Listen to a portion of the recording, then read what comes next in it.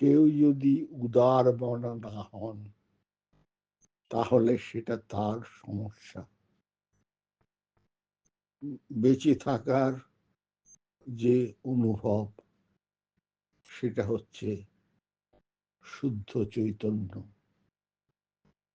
শুদ্ধ চৈতন্য হচ্ছে বিস্তার, মনের বিস্তার, উদারতা, আকাশের থেকে উদার।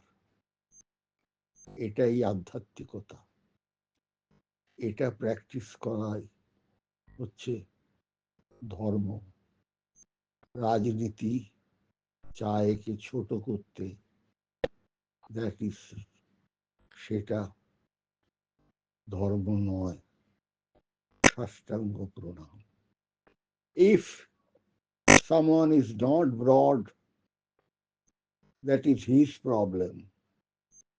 Theme of existence as the field of supreme consciousness is the supreme broadness of mind, magnanimity.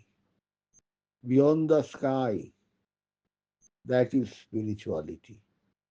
Practice of it, religion, politics wants to dwarf it, and that is not religion, prostrate.